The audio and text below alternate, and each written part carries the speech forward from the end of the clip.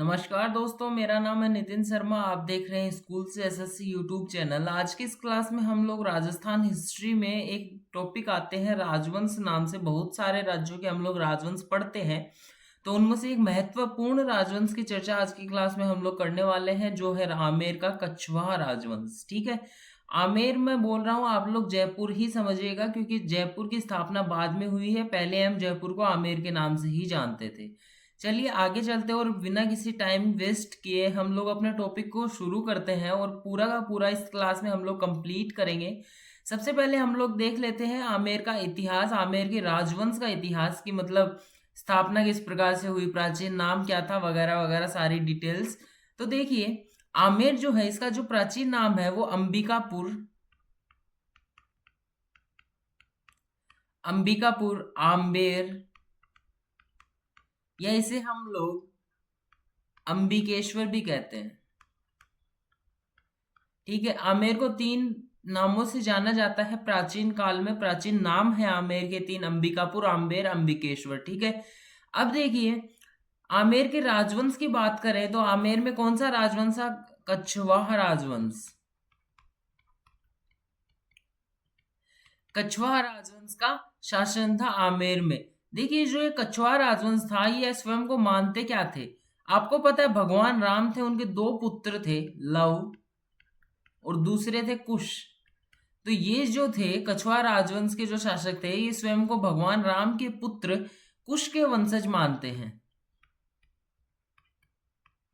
ठीक है, यहां तक क्लियर हुआ। कछवाहा राजवंश के शासक क्या मानते हैं? स्वयं को भगवान राम के पुत्र कुश के वंशज मानते हैं। आगे देखिए, तो संस्थापक की बात करें हम लोग, आमेर के जो राजवंश है उसका संस्थापक, तो कछवाहा राजवंश का संस्थापक था तेजकर्ण। तेजकर्ण को हम लोग एक अन्य नाम दुल्हे राय से भी जानते हैं। ठीक है, और बात करें तो ये थे कौन पहले? ये जो थे ये षोड़देव नाम से शासक थे ग्वालियर के, उनके पुत्र थे। षोड़देव कहाँ के शासक थे? ग्वालियर के। ठीक है, ग्वालियर के शासक षोड़देव के पुत्र थे कौन? तेजकर्ण या दुल्हे राय। आई थिंक आपको यहां तक कोई डाउट नहीं होगा। हम लोगों ने पढ़ा एक तो आमेर का प्राचीन नाम, तो प्राचीन नाम हो गया अंबिकापुर, आम्बेर या अंबिकेश्वर। कछवाहा राजवंश के शासक स्वयं को भगवान राम के पुत्र कुश के वंशज मानते थे, और संस्थापक कौन थे इस वंश के? तेजकर्ण या दुल्हे राय। दुल्हे राय कौन थे? ग्वालियर के एक शासक थे षोड़देव, उनके पुत्र थे कौन? तेजकर्ण या दुल्हे राय पुत्र। ठीक है, अब देखिए बात करते हैं, हम लोग एक एक करके शासकों की चर्चा करेंगे। सबसे पहले हम लोग पढ़ते हैं तेजकर्ण के बारे में। देखिए, मैंने आपको बताया कि ये कछवाहा राजवंश के संस्थापक थे, तो मैं यहाँ संस्थापक लिख देता हूं। तो पहली बात तो ये कि ये संस्थापक थे। दूसरी बात, संस्थापक जो होता है उसे हम लोग पता है कि कछवाहों का मूल पुरुष, यानी मूल मतलब जो प्रथम पुरुष या आदि पुरुष नाम से जानते हैं। ठीक है, और बात करें तो इन्होंने स्थापना जो की थी कछवाहा राजवंश के आमेर में, वो 1137 ईस्वी में, 13 निकल रहा है मुंह से, माफ कीजिए, 1137 ईस्वी में, या फिर हम लोग बोले कौन सी सेंचुरी? 12th century. ठीक है, 1137 ईस्वी या फिर 12वीं शताब्दी में तेजकर्ण ने आमेर में कछवाहा राजवंश की नींव डाली थी। अब देखिए, ये जो शासन किया था इन्होंने, मतलब जो स्थापना की थी वो किस प्रकार से की थी? ढूंढाड़ जो क्षेत्र था, जोधपुर के क्षेत्र को हम लोग ढूंढाड़ क्षेत्र ही बोलते हैं अभी भी, और जो ढूंढाड़ क्षेत्र था वहां पे बड़गुजरों और मीणाओं का शासन था। तो तेजकर्ण ने क्या किया? बड़गुजरों को पराजित किया। ठीक है, बड़गुजरों को पराजित करके कछवाहा वंश की स्थापना की थी। ठीक है, इन्हें किया था पराजित। अब देखिए, और बात करें तो इन्हें पराजित करके जब इन्होंने कछवाहा राजवंश की स्थापना की और अपनी जो राजधानी इन्होंने फर्स्ट राजधानी बनाई, वो बनाई थी इन्होंने दौसा को। राजधानियों का क्रम आपको याद रखना है, मेवाड़ में भी राजधानियों का क्रम आपको याद रखना होता है क्योंकि वो इंपॉर्टेंट होती है, और यहाँ पे भी सबसे पहले जो राजधानी थी वो थी दौसा।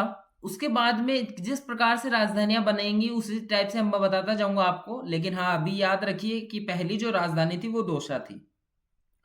आगे देखिए, अब तेजकर्ण ने पहले बड़गुजरों को किया पराजित, बाद में इन्हें सहयोग मिला, किनका, बड़गुजरों का ही सहयोग मिला तेजकर्ण को। और बड़गुजरों के सहयोग से इन्होंने क्या किया, एक ना दुर्ग था माची दुर्ग, माची दुर्ग पर मीणाओं का अधिकार था। और जो मीणा लोग थे वो करते थे बड़गुजरों को परेशान, तो बड़गुजरों के सहयोग से तेजकर्ण ने माची दुर्ग पर विजय प्राप्त कर ली। ठीक है, यहां तक क्लियर है। और जब माची दुर्ग पर विजय प्राप्त करी, उसके बाद में इसका नाम किया परिवर्तित, परिवर्तित नाम क्या रखा गया, रामगढ़। ठीक है, रामगढ़ नाम रख दिया। अब ना आपको पता है कि कछवाओं की कुलदेवी कौन है, जमवाय माता। तो रामगढ़ में जमवाय माता के मंदिर का निर्माण करवाया गया। अब जब दोनों मंदिर कोई प्रसिद्ध हुआ आगे चलकर और जगह का नाम रामगढ़ है, तो दोनों का नाम कॉमन हो गया, जमवा रामगढ़। ये नाम पड़ गया और इससे वर्तमान में हम लोग जानते हैं। ठीक है, तो ये जर्नी रही टोटल कि मतलब जो आमेर का जो राजवंश है उसकी ये जर्नी रही, और जमवा रामगढ़ की स्थापना के पीछे ये स्टोरी रही कि बड़गुजरों के सहयोग से माची दुर्ग पर अधिकार करके उसका नाम परिवर्तित करके रामगढ़ रखा गया। रामगढ़ में जमवाय माता के मंदिर का निर्माण करवाया गया। जमवाय माता कुलदेवी थी कछवाहों की। फिर कॉमन रूप से दोनों नामों के कारण, मंदिर प्रसिद्ध होने के कारण रामगढ़ का नाम बदल गया और जमवा रामगढ़ पड़ गया।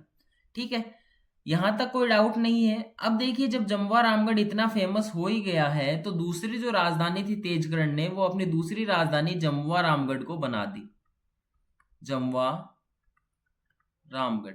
तो दूसरी जो राजधानी है वो तेजकर्ण या दुल्हे राय ने जमवा रामगढ़ को बना दी। ठीक है, यहां तक कोई डाउट नहीं है। तो हम लोग आगे बढ़ते हैं और आगे बढ़कर हम अपने नेक्स्ट शासक की तरफ चलते हैं। हमारे जो दूसरे शासक है वो है कोकिल देव या काकिल देव।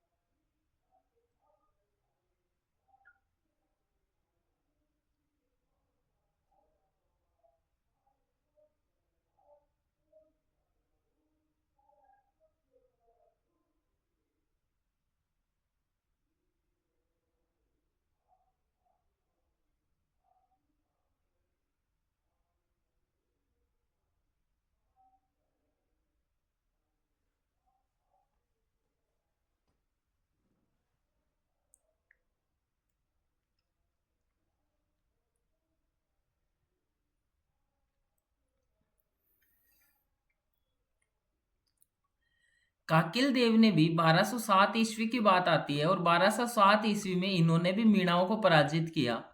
काकिल देव ने भी मीणाओं को किया पराजित।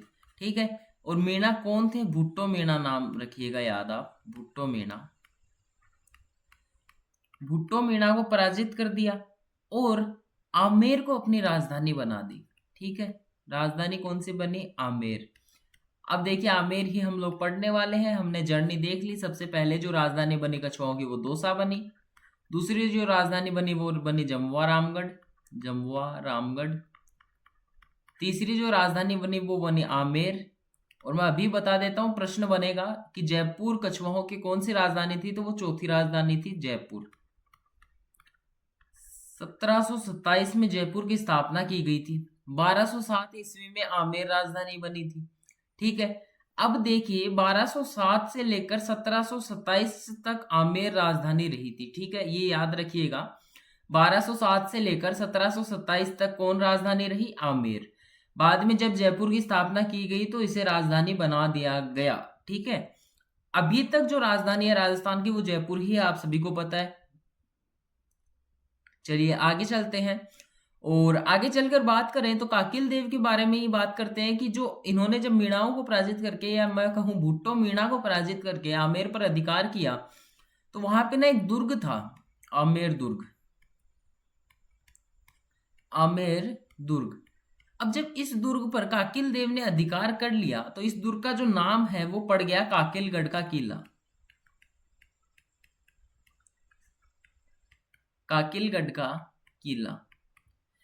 अब काकिलगढ़ का किला जब नाम पड़ गया तो काकिल देव ने आमेर दुर्ग में एक मंदिर का निर्माण करवाया, और उस मंदिर का नाम था अंबिकेश्वर महादेव मंदिर। आमेर को अंबिकेश्वर तो बोलते ही थे, और अंबिकेश्वर में महादेव मंदिर का निर्माण करवा दिया। ठीक है, आई होप यहां तक आपको कोई डाउट नहीं होगा। काकिल देव भी यहाँ पे कंप्लीट होते हैं, प्रश्न इन्हीं में से पड़ेगा, इतना ही। मतलब ऐसे नहीं बोल रहा मैं कि जो सारे प्रश्न वो यहीं से बन जाएंगे, मैं बोल रहा हूँ अगर प्रश्न आता है काकिल देव से तो मेरे पढ़ाए हुए से ही बनेगा। बाकी आप निश्चिंत रहिए। आगे चलते हैं हम लोग और नेक्स्ट शासक के बारे में बात करते हैं। हमारे जो अगले शासक हैं वो है राजदेव। ठीक है, राजदेव के बारे में हम लोग बात करें तो इन्होंने बस एक चीज याद रखिएगा कि राजदेव का नाम शुरू किससे है? राज से। इसी से आप लोग रिलेट करिएगा कि 1237 ईस्वी की बात है, 1237 ईस्वी की बात है, इन्होंने एक महल का निर्माण करवाया। महल का नाम है कदमी महल। ये महल प्रसिद्ध क्यों है? क्योंकि आमेर के राजाओं का राज तिलक जो होता था, राज तिलक इसी महल में होता था।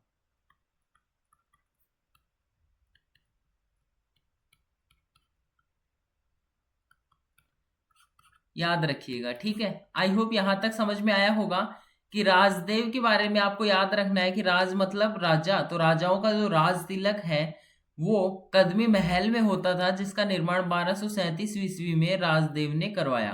किस प्रकार से आप याद रखेंगे कि राजाओं का राज तिलक करने के लिए महल का निर्माण राजदेव ने करवाया। ठीक है, राज राज राज, इस प्रकार से आप लोग याद रख लीजिएगा। राजदेव के बारे में आपको बस इतनी ही बातें याद रखनी है। आगे चलते और हमारे जो नेक्स्ट शासक आते हैं वो आते हैं पंचवन देव। देखिए, पंचवन देव वैसे कुछ ज्यादा नहीं पढ़ना, बट प्रश्न अगर पूछे तो इनका बस इतना याद रखना है कि ये एक ना शक्तिशाली शासक थे, शक्तिशाली शासक। बस इतना याद रखिए कि पंचवन देव जो है वो भी आमेर के कछवाहा राजवंश से ही संबंधित है।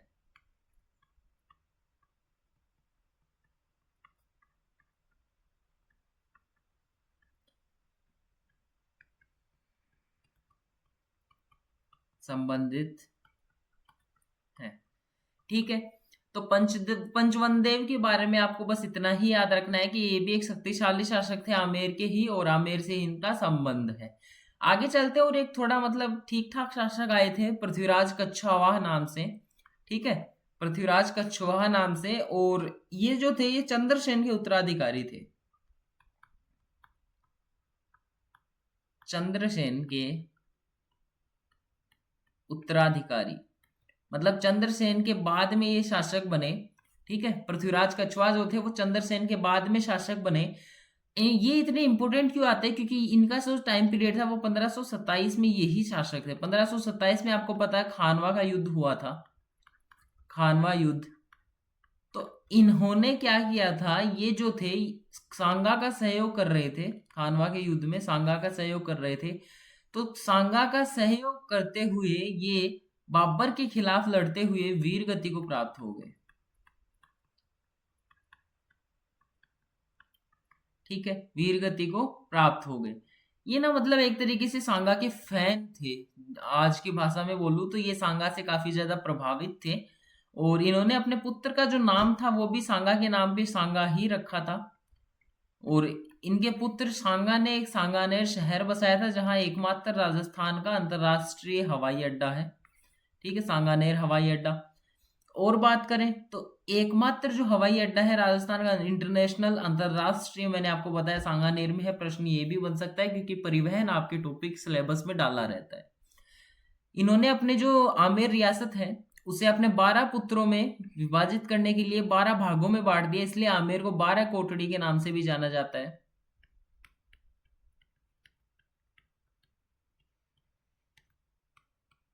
नाम से भी जाना जाता है।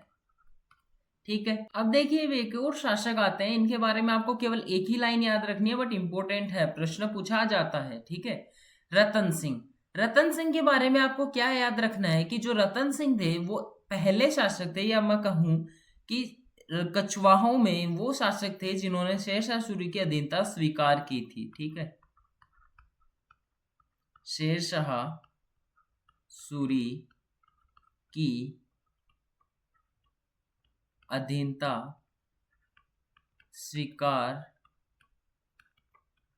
करने वाला जयपुर, या मैं कहूं आमेर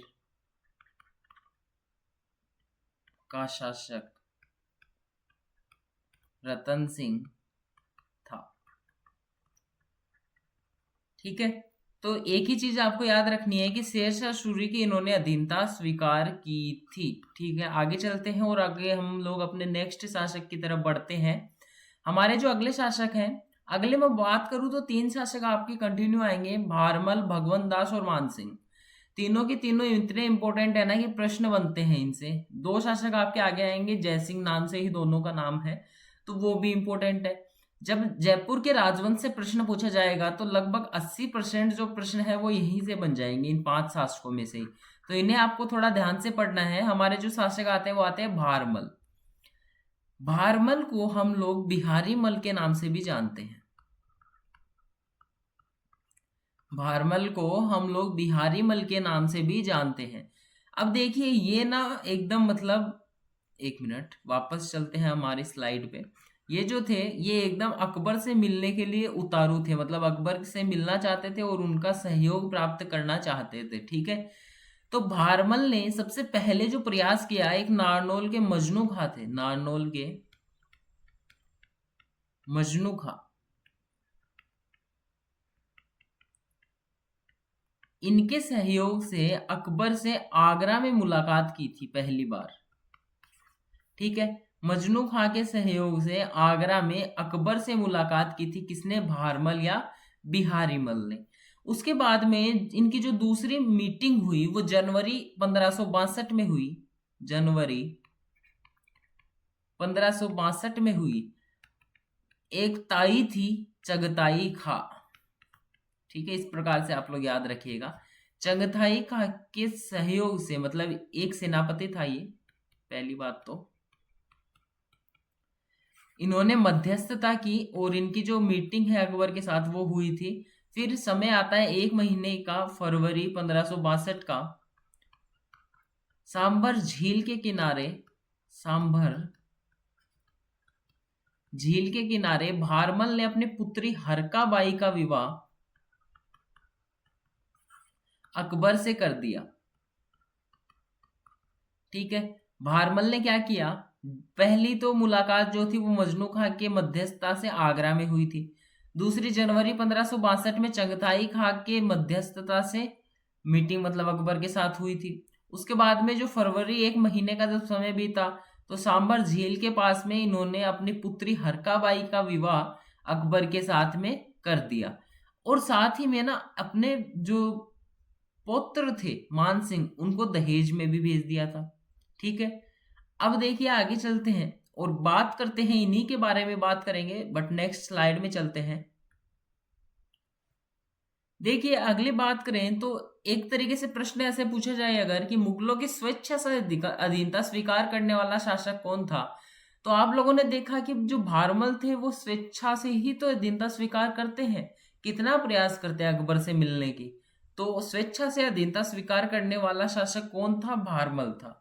ठीक है, और बात करें आगे चलते हैं, आगे बात करें तो हम लोग भारमल को अकबर ने एक उपाधि दी थी, उपाधि का नाम है अमीर उल उमरा। ठीक है, अमीर उल उमरा की उपाधि दी थी, और अकबर ने ना वो मनसबदारी प्रथा चलाई थी, मैंने आपको बताया था पिछली क्लास में। तो भारमल को अकबर ने 5000 का मनसब दिया था, 5000 का मनसब दिया था। यहां तक कोई डाउट है तो बता दें। कमेंट सेक्शन में डाउट डाल दें अपना, ताकि मैं तो वहीं पे सॉल्यूशन आपका कर पाऊँ डाउट का। आप मतलब कंफ्यूज मत होइएगा। भारमल और भगवंत दास में अगर आप लोग कंफ्यूज होते हैं तो अपने कंफ्यूजन को दूर कीजिए, वरना डाउट आपको क्रिएट होगा। खैर, हम लोग उपाधियों की जब चर्चा कर ही रहे हैं तो हरका बाई जिनका विवाह अकबर के साथ हुआ, उनको भी अकबर ने एक उपाधि दी, मरियम उज जमानी।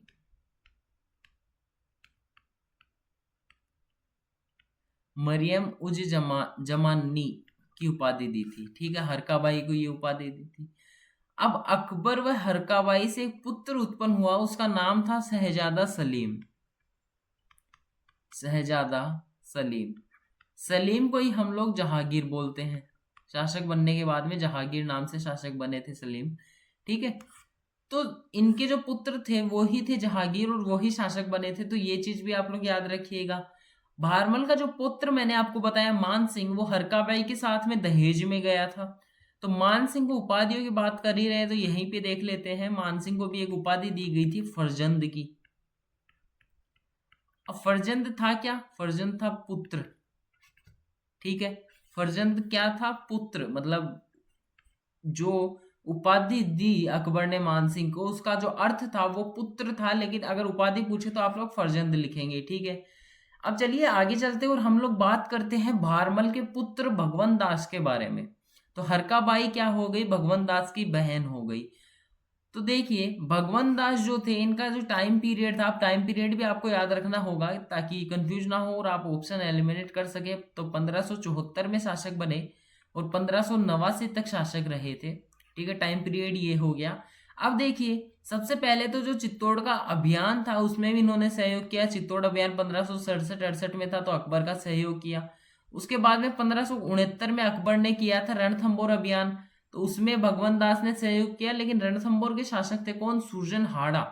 तो उन्होंने अकबर की अधीनता स्वीकार कर ली थी। तो 67, 68 और 69 तीनों लाइन से याद रखिएगा।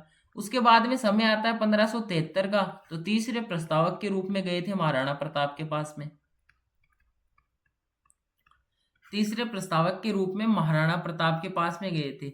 महाराणा प्रताप जो थे ना, वो जयपुर वालों से चिढ़ते थे, क्योंकि जिस मतलब बाहर के व्यक्ति से महाराणा प्रताप युद्ध कर रहे थे अपनी मातृभूमि की रक्षा के लिए, उनकी अधीनता इन्होंने स्वेच्छा से स्वीकार की थी जयपुर वालों ने, और साथ ही में इनके साथ वैवाहिक संबंध भी स्थापित किए थे।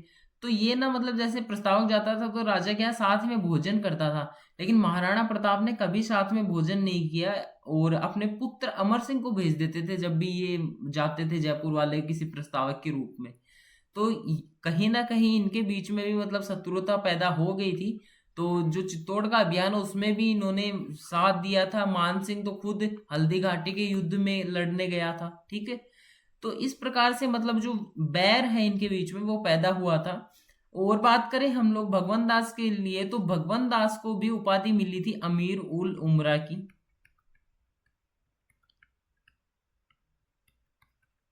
अब देखिए, भगवंत दास की एक पुत्री थी मानबाई नाम से। मानबाई। मानबाई क्या होगी? मान सिंह की बहन हो गई। ठीक है, भगवंत दास की जो पुत्री थी, इसका विवाह किया गया था जहांगीर के साथ में। जहांगीर के साथ में भगवंत दास की पुत्री मानबाई का विवाह किया गया था। इनसे जो पुत्र उत्पन्न हुआ उसका नाम था शहजादा खुसरो। ठीक है, जहांगीर एकदम बेवड़ा आदमी, एकदम शराबी आदमी। तो मानबाई इसकी जो नशे की आदत है उससे परेशान होकर आत्महत्या कर लेती हैं। ठीक है, अब देखिए, खुसरो इनके पुत्र थे, इन्होंने भी विद्रोह किया था। जहांगीर ने भी अपने पिता के विरुद्ध विद्रोह किया था। इस प्रकार से आगे हम लोग दिल्ली राजवंश जब पढ़ेंगे तो हम लोग पढ़ेंगे, लेकिन हाँ, अब तक हमारा जो भगवंत दास है वो भी यहाँ तक कंप्लीट होते हैं। आगे चलते हैं और हमारे जो नेक्स्ट शासक आते हैं उनकी बात करते हैं। हमारे जो अगले शासक है वो है मान सिंह। देखिए, मान सिंह का जो जन्म है वो 1550 में हुआ था। जन्म 1550 में हुआ था मोजमाबाद में। अब मैं आप लोगों से एक प्रश्न पूछता हूं कि जो मुगल दरबार है उसका स्तंभ किस शासक को कहा जाता था? आप लोग कमेंट सेक्शन में बताइए। तब तक हम लोग आगे बात करते हैं। इनका जो मुगल सेवा कावल है वो देखिए 1562 में, फरवरी 1562 में दहेज में चले गए थे और इनकी मृत्यु हुई थी 1614 में। तो तब तक ये मुगल काल मतलब मुगल सेवा में रहे थे। और ये जो मतलब टोटल वर्ष आते हैं आप लोग काउंट कर सकते हैं, 14 ये वर्ष हो गए और ये जो बच गई कितने थे, 38 वर्ष ये हो गए। तो 38 और 14 52 वर्ष इन्होंने मुगलों की सेवा की थी। इनका जो शासनकाल है, शासनकाल वो आता है 25 वर्ष। ठीक है, 25 वर्ष क्यों आता है, क्योंकि जो भगवान दास थे उन्होंने 1589 तक शासन किया था और इनकी जो मृत्यु है वो 1614 में हुई थी। तो ये काउंट कीजिएगा तो 25 वर्ष आएगा। इनका जो मतलब आयु है या फिर जीवन काल है, जीवन काल 64 वर्ष था। तो आप लोग देख लीजिए कि 12 वर्ष की उम्र में ये मुगल सेवा में चले गए थे। अब और बात करें इनके बारे में, नेक्स्ट स्लाइड में चलते हैं। ये दो शासकों के समकालीन थे, दो दिल्ली के शासक थे, उनके समकालीन थे। पहले जहांगीर और दूसरे अकबर, इन दोनों के ये समकालीन थे। अकबर ने इन्हें फरजंद की उपाधि दी थी और मैंने आपको बताया था कि अकबर ने मनसबदारी प्रथा चलाई थी, जिसके तहत किसी बाहर वाले व्यक्ति को 5,000 का मनसब मिलता था अधिकतम, कम तो कितना भी मिल सकता है लेकिन अधिकतम। और रक्त संबंधी जो था, जो घर वाला था, उसको 10,000 का मनसब जो है वो अधिकतम मिलता था। लेकिन इस नियमों का खंडन भी अकबर ने ही किया था। अकबर ने जो जहांगीर है उसको 12,000 का मनसब दिया था और जो मान सिंह है उसको 7,000 का मनसब दिया था। तो यहाँ पे आप लोग देख सकते हैं कि मान सिंह को मनसब मिला था 7,000 का और जहांगीर को 12,000 का। ठीक है, तो नियमों का जो मतलब खंडन है वो भी अकबर ने ही किया था, नियम बनाए भी अकबर ने ही थे। लेकिन हाँ, आप लोग याद रखिएगा कि मान सिंह को 7,000 का मनसब प्राप्त था अकबर के टाइम पर, बाद में तो ये कम कर दिया गया था। अब मनसब के साथ साथ में इन्हें मिर्जा राजा की उपाधि प्रदान की गई थी, मिर्जा राजा। ठीक है, मान सिंह को किसकी उपाधि दी गई थी, मिर्जा राजा की उपाधि दी गई थी। हिंदू सेनापतियों में सर्वोच्च मनसब जो था वो मान सिंह को प्राप्त था, क्योंकि यही थे जिनका जो मनसब है वो 5,000 से ज्यादा था। और बात करें तो 1569 का जो रणथंभौर अभियान है उसमें सहयोग किया, पहली बात तो। फिर 1573 में दूसरे प्रस्तावक के रूप में गए थे महाराणा प्रताप के। और 1576 का जो हल्दी घाटी का युद्ध है उसमें तो पूरी भागीदारी ही इन्होंने निभाई थी। ठीक है, अकबर की सेना का जो नेतृत्व किया था 1576 के हल्दी घाटी के युद्ध में, वो मान सिंह ने किया था। अब देखिए, मैं आपको लाइन से बताता हूं, जैसे आप लोग मतलब अगर वर्णमाला के अकॉर्डिंग भी सेट करके देखेंगे तो आप याद रख पाएंगे कि इन्हें 3 जगह का गवर्नर नियुक्त किया गया था। पहला था काबुल, दूसरा था बिहार और तीसरा बंगाल। क्रम से याद रखिएगा। काबुल के जो गवर्नर रहे थे ये 1581 से 86 तक रहे थे। बिहार के जो गवर्नर थे वो 87 से लेकर 1587 से लेकर 1594 तक रहे थे। और जो बंगाल के जो गवर्नर थे वो 1594 से लेकर 1604 तक रहे थे। अब आप लोग देख सकते हैं कि शासक बनते समय हमारे मान सिंह कहाँ के सूबेदार थे, कहाँ के गवर्नर थे, बिहार के गवर्नर थे। ठीक है, अब देखिए एक एक करके बात करते हैं। तो जो काबुल के गवर्नर जब ये रहे तो इन्होंने 6 वर्ष तक काबुल के मतलब ये गवर्नर रहे, आप देख सकते हैं। उसके बाद में 5 कबीले जीत लिए थे इन्होंने काबुल के, कबीले कह दीजिए, राज्य कह दीजिए। तो इन्होंने जो आमेर की झाड़शाही झंडा था, ठीक है, आमेर में झंडा जो था वो था झाड़शाही, इसे पचरंगा कर दिया था, पंचरंगा, 5 रंग का कर दिया था। ठीक है, और मिर्जा हाकिम को पराजित किया था, वो तो हम लोग उसमें राय सिंह में भी पढ़ चुके हैं। तो मिर्जा हाकिम को पराजित किया। अब जब बिहार के गवर्नर बने तो मान सिंह ने अपने नाम पर माननगर शहर बसाया, माननगर शहर बसाया। और बिहार के गया में महादेव जी का मंदिर निर्माण करवाया। तो ये इतना इंपॉर्टेंट नहीं है। और बात करते हैं, तो और बात करें तो जो पटना के मंदिर हैं बैंकटपुर के, उनका निर्माण भी मान सिंह ने करवाया था। तो बैंकटपुर मंदिर निर्माण। ठीक है, आगे चले तो एक ना उड़ीसा के एक शासक थे निसार खां, उन्होंने जगन्नाथपुरी के मंदिर को पूजा अर्चना के लिए बंद कर दिया था। तो इन्होंने उसे निसार खां को तो पराजित किया और जगन्नाथपुरी के मंदिर को पूजा अर्चना के लिए पुनः खुलवाया था। ठीक है, अब बंगाल के जब सूबेदार ये बने तो 3 बार सूबेदार बने, ऐसे नहीं कि 94 से 4 तक 10 साल रह गए, बीच में हटाया भी गया, तो 3 बार ये टोटल सूबेदार बने। तो बंगाल के ऐसे याद रखिए 3 बार सूबेदार बने और 3 शासक थे, ईसा खां, सुल्तान खां और केदार।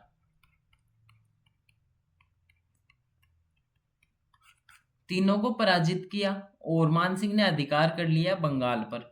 बंगाल से एक मूर्ति लेकर ये आए, शीला देवी की मूर्ति थी, और आमेर में शीला देवी का मंदिर बनवाया, ये इंपॉर्टेंट है, शीला देवी मंदिर बनवाया। अब जब बिहार में अपने नाम पर माननगर शहर बसा ही दिया है, तो इन्होंने अकबर के नाम पर भी एक शहर बसाया और उसका नाम था अकबरपुर। अकबरपुर नाम से शहर बसाया, कहाँ पे? बंगाल में। ठीक है, वर्तमान में राजमहल के नाम से जाना जाता है, जो अकबरपुर को वर्तमान में राजमहल के नाम से जाना जाता है, और कहाँ पे है ये? बंगाल में है। और बात करें तो मानसिंह का एक जो पुत्र है जगत सिंह, यहां पे पूरा डिटेल में ही लिखते हैं, जगत सिंह, ये बंगाल अभियान में मारा गया था। तो मानसिंह की पत्नी कनकावती ने आमेर में जगत शिरोमणि मंदिर, अपने पुत्र के नाम पर जगत शिरोमणि मंदिर का निर्माण करवाया। ठीक है, इसमें जो प्रतिमा है वो मानसिंह है चित्तौड़ से लेके आए थे, और चित्तौड़ के जो मीरा मंदिर है उससे उठा के लाए थे, जहां मीरा जो है वो भगवान श्री कृष्ण की पूजा करती थी, वो मूर्ति थी। और काले पत्थरों से निर्मित प्रतिमा जो है मीरा, जहां पे भगवान श्री कृष्ण की बाल्यावस्था में पूजा अर्चना करती थी, वो मूर्ति कहाँ स्थापित है? अब आमेर के जगत शिरोमणि मंदिर में। और बात करें तो इन्होंने मथुरा में मानसिंह ने एक गोविंद देव जी का मंदिर बनवाया है, जो आप संत संप्रदाय में भी पढ़ेंगे। ठीक है, अब देखिए थोड़ा इनकी साहित्यिक बातें कर लेते हैं। इनके दरबारी विद्वान थे 4। एक तो थे मुरारी दान, इन्होंने मान प्रकाश नाम से ग्रंथ बनाया। ठीक है, दूसरे जो आते हैं वो आते हैं जगन्नाथ भट्ट, इन्होंने मान कीर्ति मुक्तावली बनवाई। ठीक है, तीसरे जो आते हैं दरबारी विद्वान वो आते हैं पुंडरीक विठल,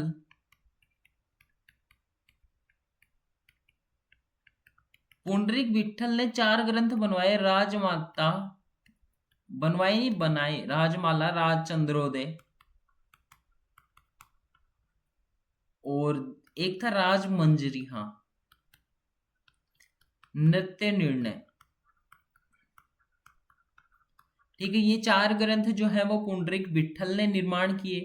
और जो चौथे आते हैं वो आते हैं दलपत मिश्र, जो इंपोर्टेंट है, बहुत ही ज्यादा इंपोर्टेंट। ठीक है, इन्होंने एक ग्रंथ की रचना की, पवन पश्चिम, और दूसरा जो ग्रंथ है इनका पत्र प्रशस्ति।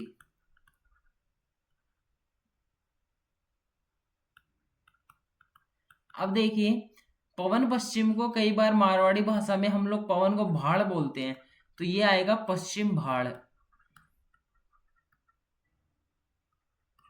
ठीक है, इस नाम से भी आ सकता है, तो याद रखिएगा, कंफ्यूज मत होइएगा। आगे चलते हैं और आगे बात करें तो जो मानसिंह है इनकी मृत्यु देखते हैं, तो मृत्यु हुई थी 1614 में, मैं आपको बता चुका हूं, दक्षिण भारत में ही हुई थी। दक्षिण में कहा? महाराष्ट्र में एलिचपुर नामक स्थान पे हुई थी, एलिचपुर नामक स्थान में हुई थी। जो मानसिंह की छतरी है वो आमेर के हाडीपुर नाम के स्थान पर है, हाडीपुर नामक स्थान पर। तो यहाँ पे हमारे जो मानसिंह है वो कंप्लीट होते हैं, और बाकी शासकों की चर्चा हम लोग कल करेंगे। आगे भी बहुत सारे शासक आएंगे, जैसे मानसिंह के बाद में हमारे जो भाव सिंह शासक बने, उसके बाद में 2 शासक आते हैं इंपोर्टेंट, मिर्जा राजा जयसिंह और सवाई जयसिंह। जो जयपुर का इतिहास है उसको अकेले ही ये दोनों शासक अपने अंदर समेटे हुए हैं, तो दोनों ही बहुत इंपॉर्टेंट है। तो मेक श्योर कि आप चैनल को सब्सक्राइब करें, ताकि ये वाली वीडियो आप जब देख चुके हैं पूरी, तो उससे तो बिल्कुल भी मिस ना करें, क्योंकि उसमें जो प्रश्न आएंगे, जैसे मैंने आपको बताया, संभावनाएं प्रश्न 5 शासकों में रहती है, लेकिन 5 में भी ज्यादा जो संभावना है वो उन 2 शासकों में रहती है। तो मेक श्योर आप अगर वीडियो अभी तक देख रहे हैं तो वीडियो को लाइक कर दें।